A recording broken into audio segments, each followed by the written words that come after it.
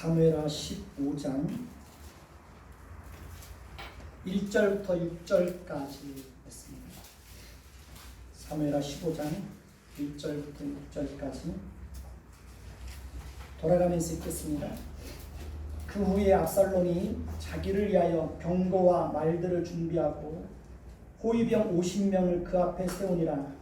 압살롬이 일찍이 일어나 성문길 곁에 서서 어떤 사람이든지 송사가 있어 왕에게 재판을 청하러 올 때에 그 사람을 불러 이르되 너는 어느 성읍 사람이냐 하니 그 사람의 대답이 종은 이스라엘 아무 지파에 속하였나이다 하면 압살롬이 그에게 이르기를 보라 내일이 옳고 바르다마는 내 송사를 들을 사람을 왕께서 세우지 아니하셨다 하고 또 압살롬이 이르기를 내가 이 땅에서 재판관이 되고 누구든지 송사나 재판할 일이 있어 내게로 오는 자에게 내가 정의 베풀기를 원하노라 하고 사람이 가까이 와서 그에게 절하려 하면 압살롬이 손을 펴서 그 사람을 붙들고 그에게 입을 맞추니 이스라엘 무리 중에 왕께 재판을 청하러 오는 자들마다 압살롬의 행함이 이와 같아서 이스라엘 사람의 마음을 압살롬이 훔치니라.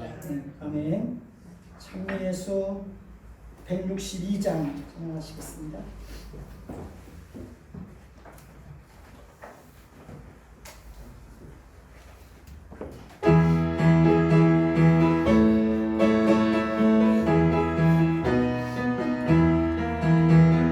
나의 눈길에서 나를 도우시는 주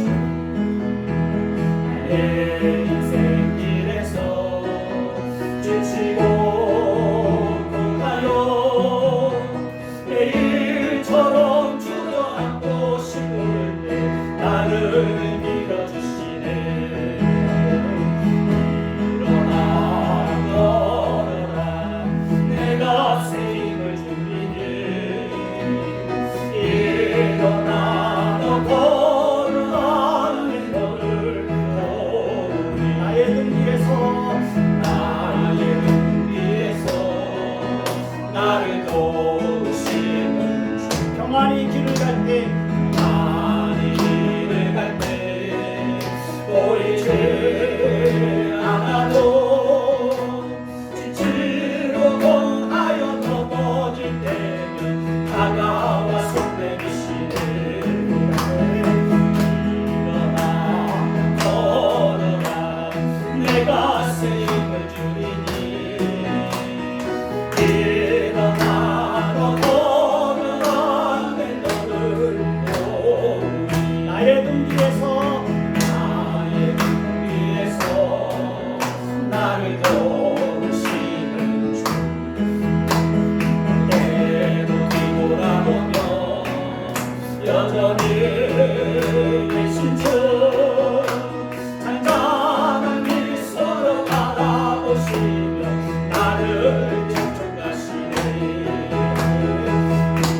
일어나 걸어라 내가 새 힘을 주리니 일어나 너 걸어라 내 너를 나의 등 뒤에서 나를 도우시는 주 나를 때때로 뒤돌아보며 여전히 계신 주 잔잔한 미소로 바라보시며 나를 재촉하시네. 일어나 걸어라 내가 새 힘을 주리니 일어나 너 걸어라 내 너를 도우리. 일어나 걸어라 일어나 걸어라 내가 새 힘을 주리니 일어나 너 걸어라 내 너를 도우리. 일어나 걸어라 일어나 걸어라 내가 새 힘을 주리니 일어나 너 걸어라 내 너를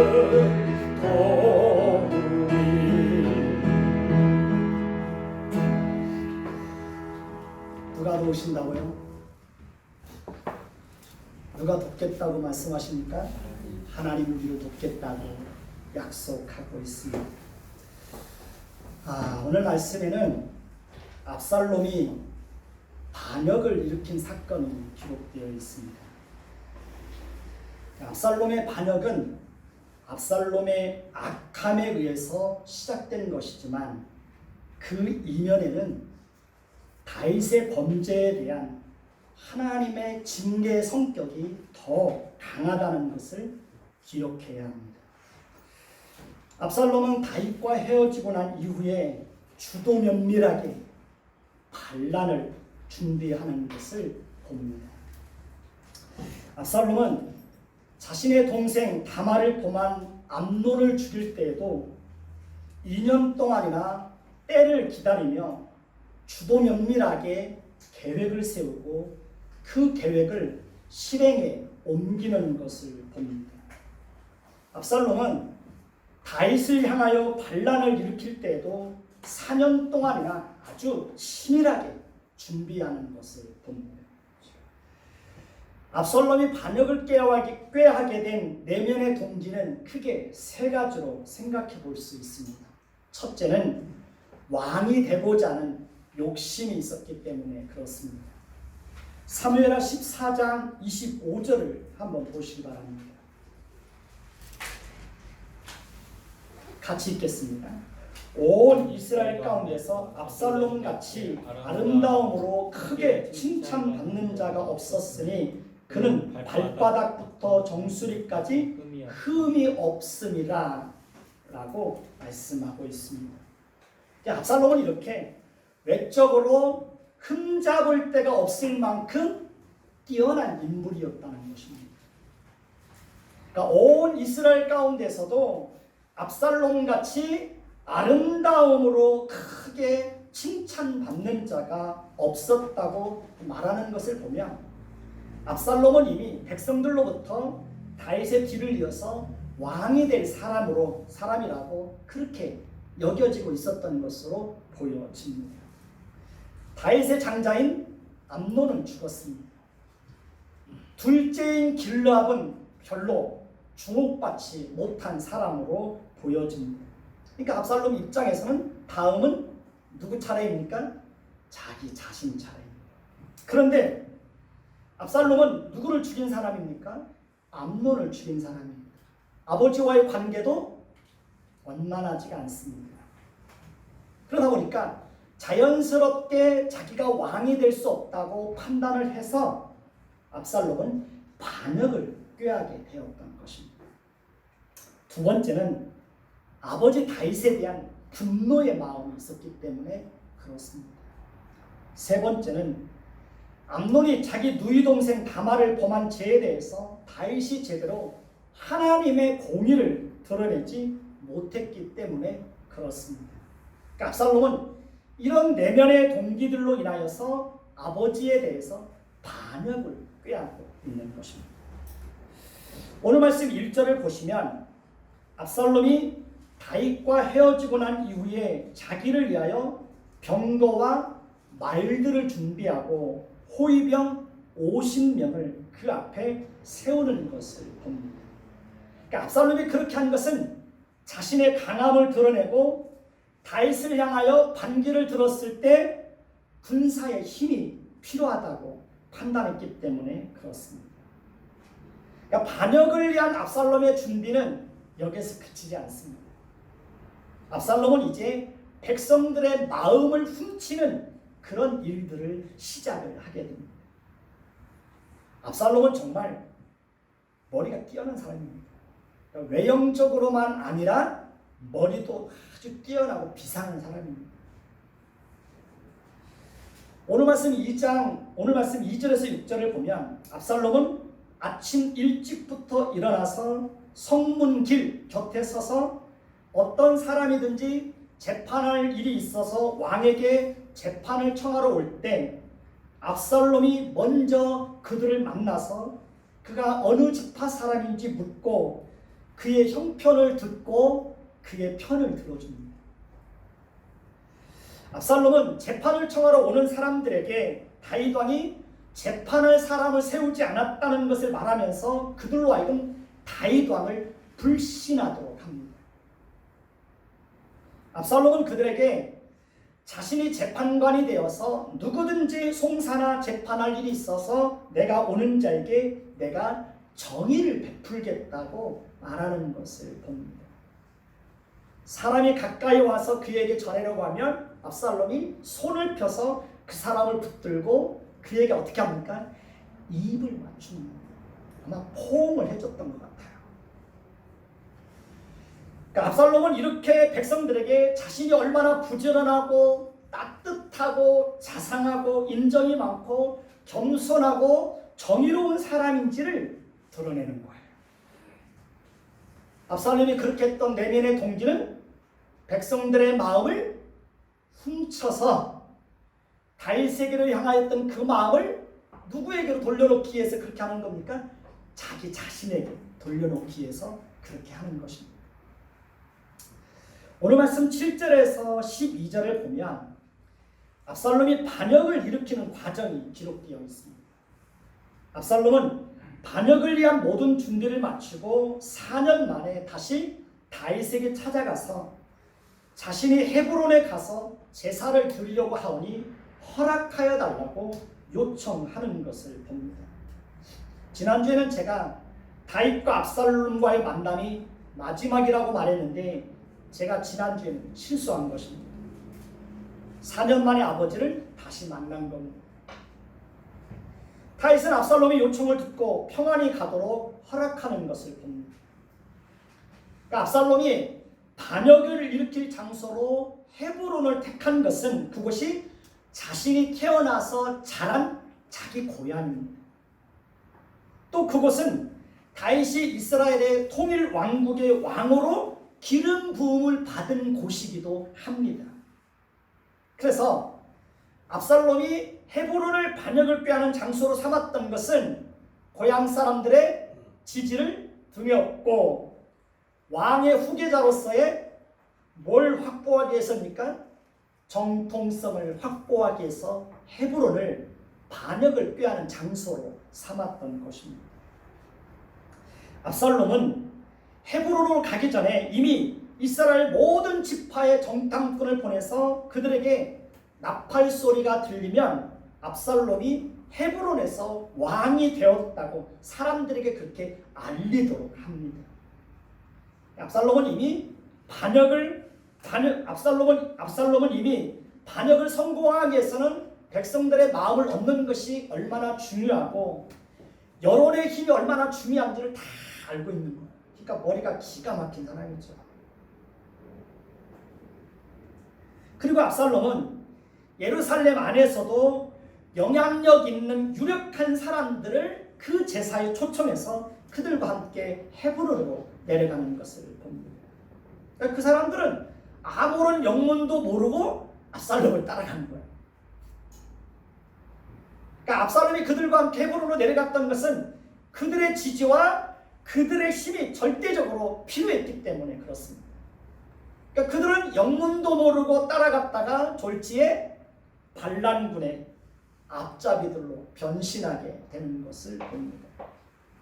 그리고 압살롬은 결정적으로 다윗의 모사였던 아히도벨을 데리고 오는 것을 봅니다. 아히도벨은 뛰어난 지략가요, 전략가입니다. 그러니까 아히도벨이 압살롬의 반란에 참여한 것은 압살롬의 입장에서는 천군 만마를 얻은 것과 같고 이미 반란을 성공한 것이나 다름이 없었습니다. 그만큼 아히도벨은 뛰어난 전략가요, 중요한 사람이었습니다.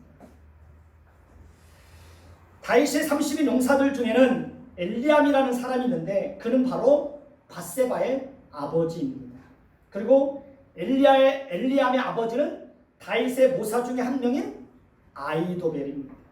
그러니까 아히도벨은 밧세바의 누구입니까? 친할아버지입니다. 그런데 다윗은 자신의 용사 중에 용사인 엘리암의 딸을, 그것도 이미 결혼을 해서 가정을 이루고 있는 밧세바를 범하고 그것을 은폐하기 위해서 자신의 충신 중에 충신인 우리아를 전쟁터에 내보내서 암몬 사람들의 칼에 의해서 죽게 하였습니다. 아마 아히도벨은 다윗의 그런 행동에 대해서 크게 실망을 하고 자신의 고향으로 내려가서 그냥 그렇게 지내고 있었던 것으로 보여집니다. 압살롬은 누구보다도 그런 사실을 잘 알고 있었기 때문에 사람을 보내서 아히도벨을 데려온 것입니다. 아히도벨도 또한 다윗의 악행에 대해서 보복하기 위해서 반역하는 일에 기꺼이 참여하게 된 것입니다. 그리고 그렇게 반역하는 일이 점점 커가게 되자 압살롬에게로 돌아오는 백성들이 많아지기 시작하였습니다. 그런데 여기서 우리가 기억해야 할 중요한 사실이 있습니다. 첫째는 보복의 문제입니다. 우리가 잘 아는 대로 압살롬이 암논을 죽이고 압살롬이 반역을 일으키고 아히도벨이 압살롬이 일으키는 반역의 대열에 합류한 것은 다 사적인 감정을 가지고 뭐하기 위해서입니까? 보복하기 위해서입니다. 하나님의 나라는 서로 죽이고 죽는 살생의 나라가 아닙니다. 하나님의 나라는 공의와 긍휼에 의해서 다스려지는 나라입니다. 따라서 우리는 하나님 나라의 질서를 거역하면서까지 내가 보복하려고 하면 될까요? 안 될까요? 그러면 안 되는 겁니다. 보복하는 일을 철저하게 누구에게 맡겨야 됩니까? 하나님에게 맡겨야 됩니다. 그러니까 우리는 하나님 나라의 질서를 거역하고 사적인 감정을 가지고 자신이 직접 보복하는 일에 앞장섰던 자들에게 하나님의 심판이 어떻게 이루어지는지를 분명히 보게 될 것입니다. 두 번째는 권위에 대한 도전입니다. 압살롬이 반역을 일으킨 것은 하나님이 세우신 가정의 질서와 나라의 질서를 무너뜨리고 하나님께서 다윗 왕에게 주신 그 권위에 대한 심각한 도전입니다. 물론 압살롬의 입장에서 보면 다윗의 권위를 인정받고 존중받을 만한 자격이 없다고 생각할 수 있습니다. 설령 그렇다고 할지라도 질서를 무너뜨리고 권위에 도전하는 것은 다윗 왕에게 권위를 주신 하나님께 대한 심각한 도전입니다. 하나님은 권위를 부정하고 권위를 거역하고 권위에 도전하는 것은 하나님께 대한 도전으로 그렇게 간주하십니다. 그래서 하나님은 질서를 무너뜨리고 권위에 도전하는 자들을 엄히 다스리고 심판하시는 것입니다. 모든 권위는 사람에게서 나오는 것이 아니라 누가 주시는 것입니까? 하나님으로 말미암는 것입니다. 따라서 우리는 모든 권위에 어떻게 해야 됩니까? 순종해야 합니다. 자녀들은 부모의 권위에 항상 순종해야 합니다. 아랫사람은 윗사람의 권위에 항상 순종해야 합니다. 아내들은 남편의 권위에 어떻게 해야 됩니까? 순종해야 됩니다. 백성들은 나라를 다스리는 자들의 그 권위를 인정하고 순종해야 합니다. 학생들은 스승의 권위에 순종해야 됩니다. 성도들은 하나님께서 목사에게 주신 그 권위에 순종할 수 있어야 됩니다. 하나님의 모든 백성들은 말씀의 권위 앞에 순종할 수 있어야 합니다. 그러니까 권위를 가진 자가 권위를 존중받을 만한 자격이 없어도 우리는 그 권위에 합당하게 순종할 수 있어야 되는 것입니다. 그러니까 권위를 가진 자가 합당하지 않은 요구를 하고 말씀에 불순종하도록 하고 죄를 짓도록 요구한다면 우리는 단호하게 그 권위를 어떻게 해야 됩니까? 거부할 수 있어야 됩니다. 그러나 권위를 가진 자가 정당한 요구를 할 때는 항상 어떻게 해야 됩니까? 그 권위에 순종해야 됩니다. 그것이 하나님 나라의 질서입니다.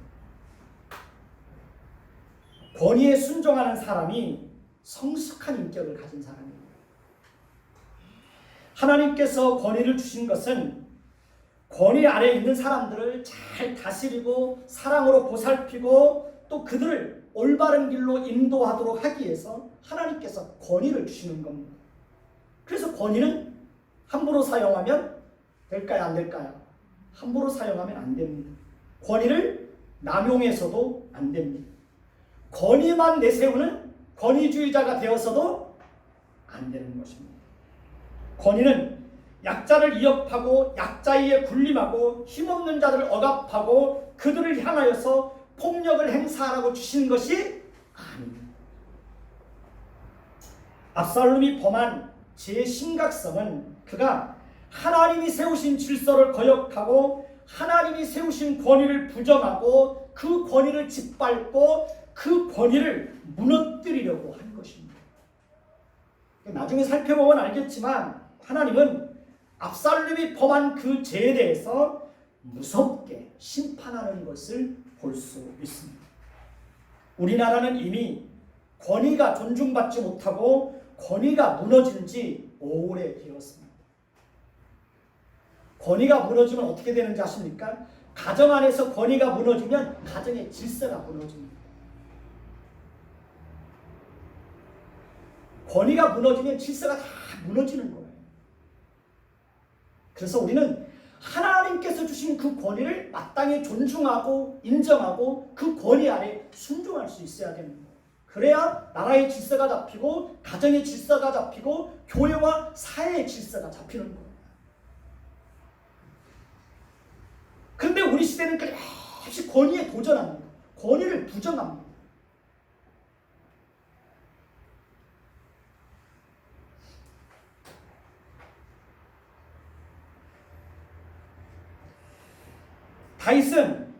다윗은 전령의 보고를 받고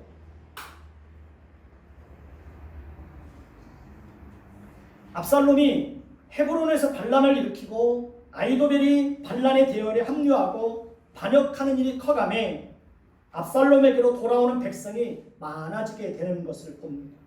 그리고 그때 전령이 다윗에게 와서 이스라엘의 인심이 다 압살롬에게로 돌아갔다는 보고를 하게 됩니다.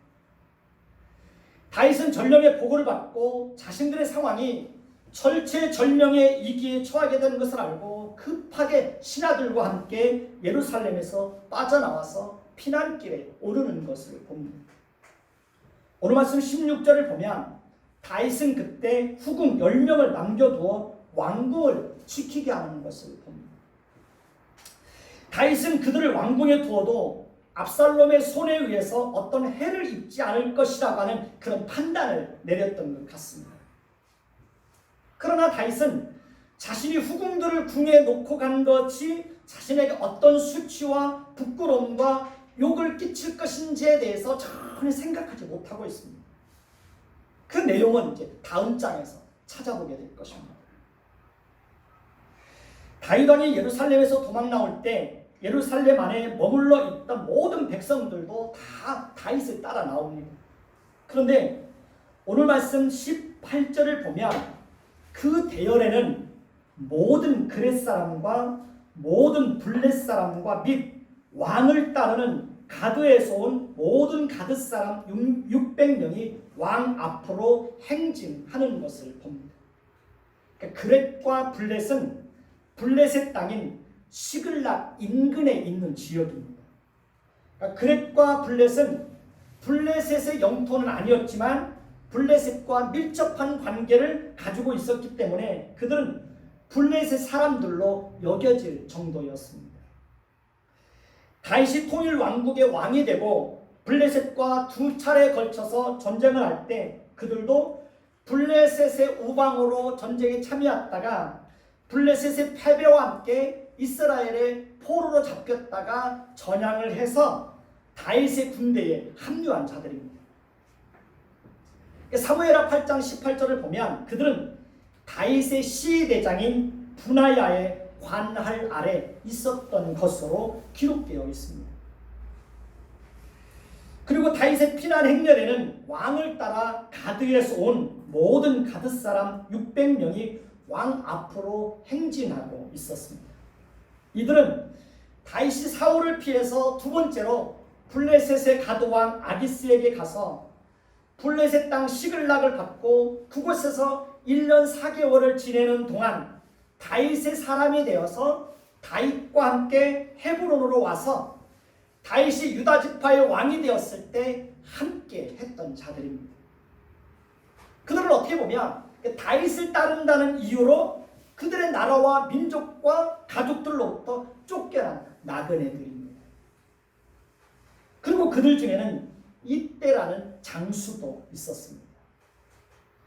다윗의 피난 행렬에 그들이 왕 앞에 생진하며 왕의 가는 길을 보호하고 있는 거예요. 한때 이방인이었던 그들이 다윗의 충실한 군사들이 되어서 다윗이 가장 힘들고 고통스러울 때 다윗에게 큰 힘과 위로가 되고 있는 거예요. 하나님이 하시는 일이 참 놀랍죠. 오늘 말씀 19절에서 20절을 보면 다윗은 가드 사람 이때가 자신의 피난의 대열에 함께 동참하고 있는 것을 보고 깜짝 놀랐죠. 그러니까 그들이 자신의 피난의 대열에 함께 동참할 거라고는 다윗도 몰랐던 것 같아요. 급하게 그 궁에서 빠져나오느라고. 근데 그들이 가장 앞장서서 다윗을 보호하는 그 대열 속에 있는 거예요. 그러니까 다윗이 깜짝 놀라고 이때에게 이렇게 말하죠. 동포들을 데리고 헤브론으로 돌아가서 압살롬의 수하에 들어가서 안전하게 살도록 이때를 설득하는 것을 봅니다. 그들은 이미 다윗을 따른다는 이유로 그들의 민족들로부터 쫓겨난 나그네들입니다. 그런데 다윗은 그들로 하여금 다시 나그네처럼 떠돌아다니게 할 수는 없었던 겁니다. 다윗은 자신의 미래와 생명이 어떻게 될지도 모르는 상황에서 자신의 안일보다도 진심으로 그들의 안일과 그들의 미래와 그들의 행복을 걱정하고 염려하고 있는 것입니다.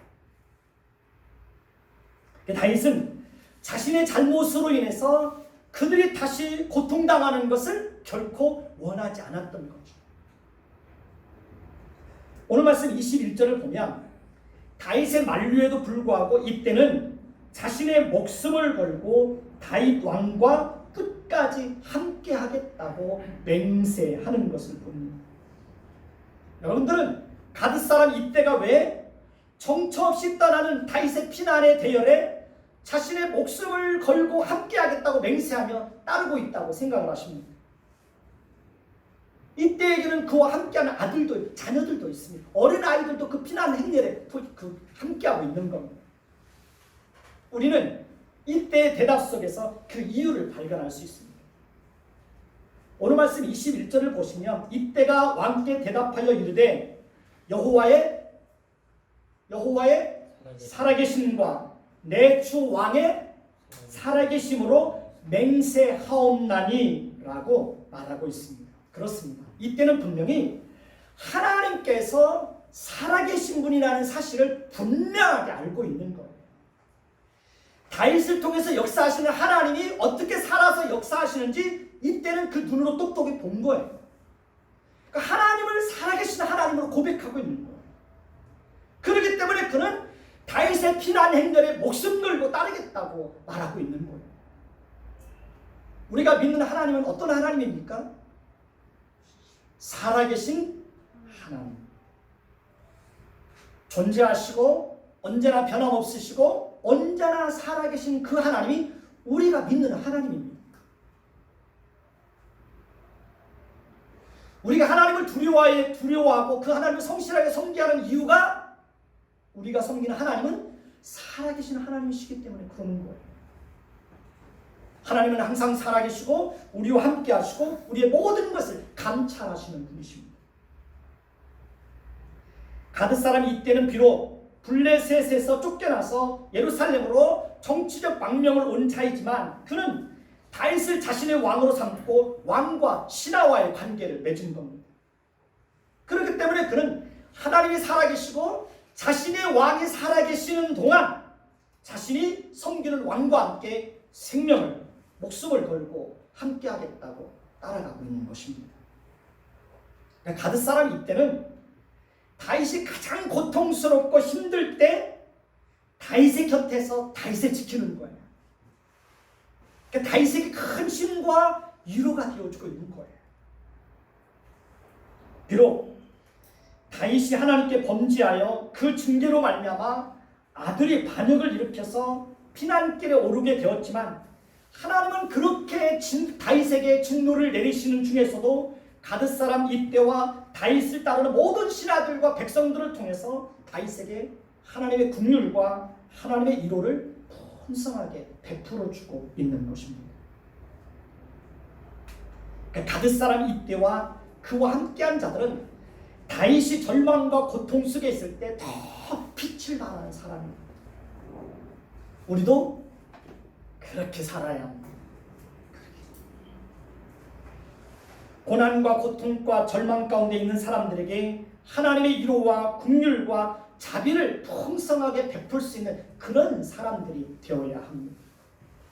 이기 때 빛을 발하는 사람, 그 사람이 어떤 사람입니까? 진정한 그리스도인입니다. 이기 때 빛을 발하는 그 사람이 진정한 신하인 거예요. 이기 때 도망가는 사람이 많이 있습니다. 그런 사람들은 다 가짜입니다. 쭉정이들입니다. 어려울 때 작은 것이라도 나눌 줄 아는 사람이 진정한 그리스도인입니다. 그러니까 절망과 고통 속에 있을 때 하나님을 멀리하는 것이 아니라 하나님을 더 가까이 하는 사람, 그 사람이 진정한 그리스도인입니다.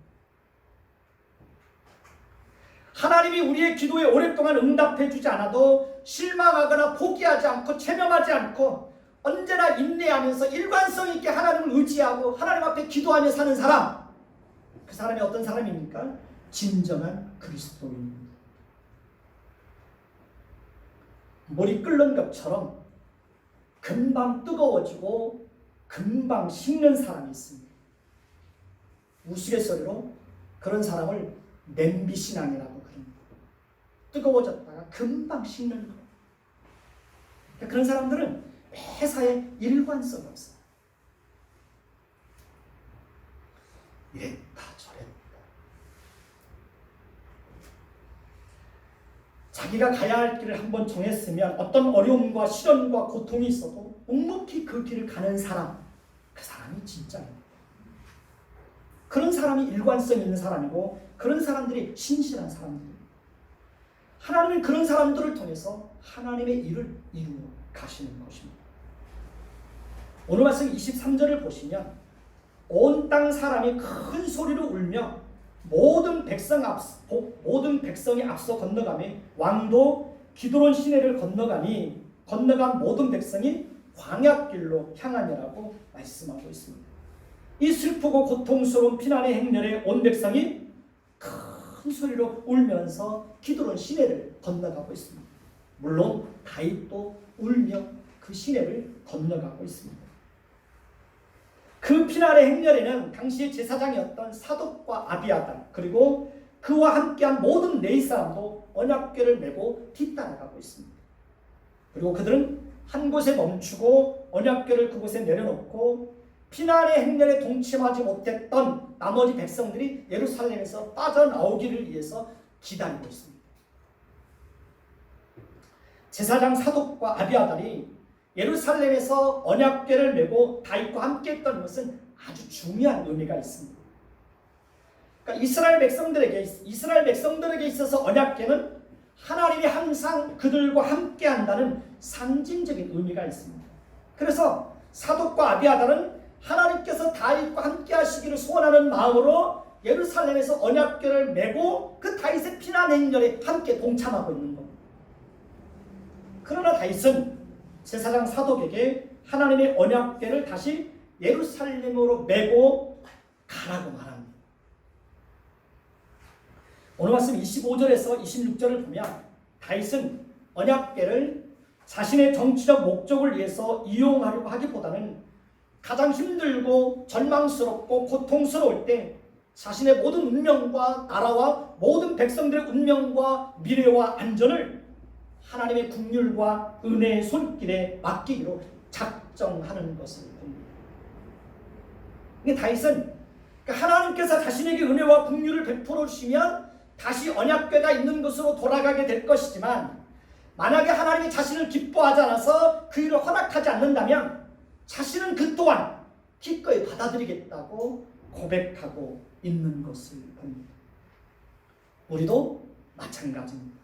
우리도 어떤 절망적인 상황에 놓이게 된다고 할지라도 하나님의 은혜와 긍휼의 손길에 모든 것을 맡기고 죽으면 죽으리라는 마음으로 하나님 앞에 나가서 긍휼과 은혜의 손길을 베풀어 주시기를 위해서 기도해야 합니다.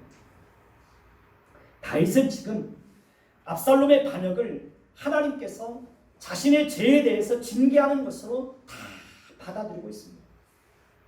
다윗은 조금도 하나님께 대해서 원망과 불평을 늘어놓지 않고 있습니다.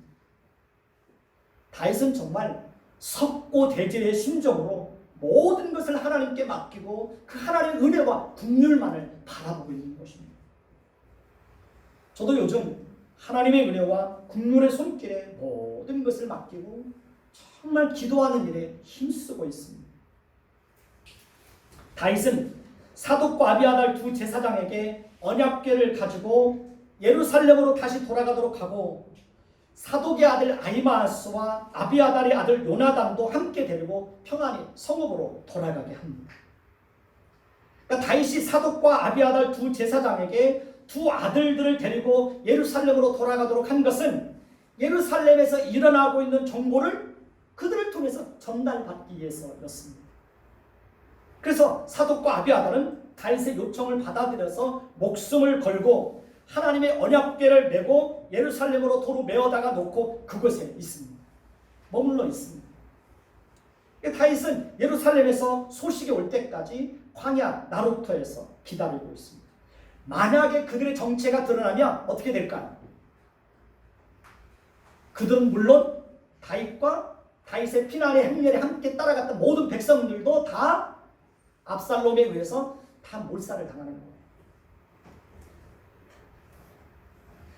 오늘 말씀 30절에 보면 다윗이 감람산 길로 올라갈 때에 그의 머리를 그가 가리고 맨발로 울며 가고 그와 함께 가는 모든 백성들도 각각 자기의 머리를 가리고 어떻게 올라갑니까?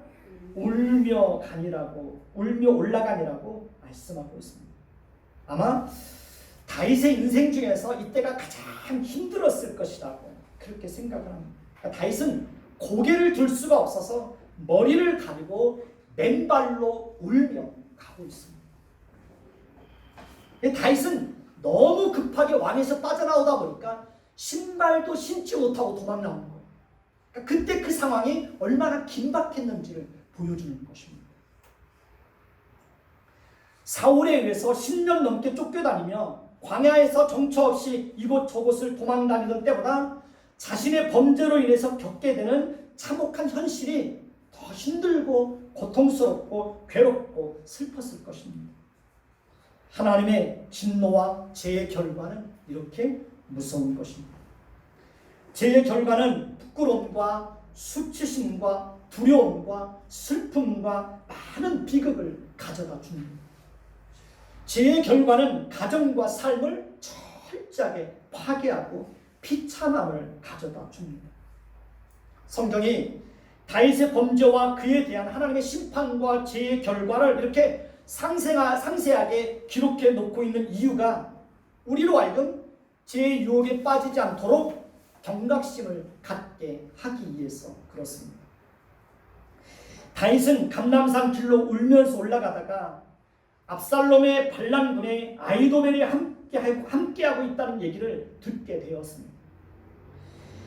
다윗은 아히도벨이 얼마나 뛰어난 지혜를 가지고 있고 그가 얼마나 뛰어난 능력을 가지고 있는지를 잘 알고 있었기 때문에 순간적으로 하나님께 이런 기도를 드립니다. 오늘 말씀 31절을 보시기 바랍니다. 같이 읽겠습니다. 다윗이 이르되 여호와여 원하옵나니 아히도벨의 모략을 어리석게 하옵소서. 다윗이 이렇게 기도했다는 것은 만약에 아히도벨이 압살롬에게 모략을 베풀어서 그대로 행하면 얼마나 큰 위험에 처하게 될 것인지 다윗은 너무 잘 아는 거예요. 그러니까 다윗은 순간적으로 하나님 앞에 그렇게 기도하는 거예요. 아히도벨의 모략을 어리석게 해주십시오. 많은 일들 속에 그때마다 다윗처럼 그 상황에 맞는 기도를 드릴 수 있어야 하는 것입니다. 우리가 살면서 많은 일들을 겪잖아요. 그때마다 그 상황에 맞는 기도를 순간순간 드리는 거예요. 순간순간. 우리는 하나님께서 다윗이 드린 이 기도에 어떻게 응답해 주셨는지를 17장에서 확인할 수 있습니다. 오늘 말씀 32절을 보시면 다윗이 하나님을 경배하는 마루턱에 이르렀을 때 아렉 사람 후세가 옷을 찢고 흙을 머리에 덮어쓰고 다윗을 맞으러 오는 것을 봅니다. 아렉 사람 후세는 아히도벨과 함께 다윗의 모세요, 다윗의 모사요, 다윗의 절친입니다. 그러니까 가드 사람 이때와 마찬가지로 다윗의 친구 후세도 친구가 이 길을 만났을 때 빛을 발합니다. 그런 사람이 진짜 친구죠. 내가 힘들고 어려울 때 기꺼이 내 곁에서 나를 도울 수 있는 사람, 같이 있어줄 수 있는 사람, 그런 사람이 진정한 친구죠. 하나님은 아히도벨의 모략을 어리석게 할 자로 다윗에게 후세를 붙여주는 거예요. 그러니까 하나님은 이렇게 다윗의 기도를 들어주시고 다윗에게 진노를 내리시는 중에서도 다윗을 돕고 다윗과 함께하고 다윗에게 힘이 되어줄 수 있는 사람들을 다윗에게 보내주는 거예요. 다윗은 아히도벨의 모략을 어리석게 하기 위해서 아주 지혜로운 결정을 내립니다. 그것은 후세를 압살롬 곁에 머물러 있게 하기 위해서 이 후세를 예루살렘으로 돌아가도록 합니다. 그러니까 다윗이 후세를 예루살렘에 보낸 것은 압살롬 지명에 머물러 있으면서 모든 일을 그 후세로 하여금 사독과 아비아달 두 제사장에게 알리게 하고, 사독과 아비아달의 두 제사장은 자신의 두 아들인 아히마아스와 요나단에게 알려서 그 정보가 자신에게 알려지도록 하기 위해서입니다. 다윗이 그렇게 한 것은 압살롬 진영에서 일어나는 일들에 대해서 아무것도 알지 못하고 아무런 대책도 세우지 못하면 큰일 나는 거예요. 그래서 다윗은 비상연락체계를 구축하는 거예요. 다윗은 이렇게 자신의 인생과 모든 것들을 하나님의 은혜와 긍휼의 손에 맡기면서도 자신이 할 수 있는 모든 지혜를 다 동원해서 만일의 사태를 준비하고 있는 거예요. 다윗의 이런 모습 속에서 우리는 중요한 교훈을 받게 됩니다. 그것은 하나님께 모든 것을 맡기면서도 우리가 할 수 있는 모든 지혜를 다 동원해서 우리의 인생을 살아내야 된다는 것입니다. 그러니까 하나님께 맡기고 기도하면서 아무것도 하지 않고 있다면 그것은 곧 무책임한 것입니다. 말씀을 정리하겠습니다. 우리는 특별히 하나님이 세우신 질서에 철저하게 순종해야 합니다. 하나님이 세우신 권위에 순종해야 합니다. 질서를 거역하고 보복하는 자가 되면 안 됩니다. 우리는 어떤 상황에서도 하나님의 긍휼과 은혜의 손길에 모든 것을 맡기고 죽으면 죽으리라는 심정으로 일관되게 하나님을 의지하고 하나님 앞에서 기도하는 자가 되어야 합니다. 우리말 속담에 호랑이에게 물려가도 정신만 차리면 산다. 어렵다고 정신을 놓고 있으면 될까요? 안 될까요? 안 되는 거예요. 어려울 때일수록 더 정신 차려요. 어려울 때일수록 더 깨어 있어야 돼요. 어렵다고 그래서 정신줄 놓고 그러면 안 되는 거예요. 어려울 때일수록 더 정신 차리고 자신이 해야 될 일들을 어떻게 해요? 더 성실하게 감당해야 되는 것입니다. 그래야 어려움을 극복할 수 있고 살아남을 수가 있는 것입니다. 기도하겠습니다. 하나님, 우리는 하나님이 세우신 질서에 언제나 순종하며 살도록 하나님 도와주세요. 하나님께서 주신 모든 권위에 순종하도록 도와주세요. 권위를 부정하고 권위를 거역하고 또 권위를 무너뜨리려고 하는 그런 어리석은 자들이 되지 않도록 우리 마음과 생각을 하나님 지켜주옵소서. 보복하는 것도 하나님께 맡기고 내가 사적인 감정에 매여서 보복하는 일에 앞장서지 않도록 우리 마음과 생각을 지켜 주옵소서. 우리가 살아가면서 때로는 어려운 일들을 만나지만 그때마다 하나님의 은혜와 긍휼의 손길에 우리의 모든 것을 맡기고 우리가 할 수 있는 모든 지혜를 다 동원해서 우리에게 주어진 인생을 살아낼 수 있도록 하나님 도와주옵소서. 예수 그리스도의 이름으로 감사하며 기도드립니다. 아멘.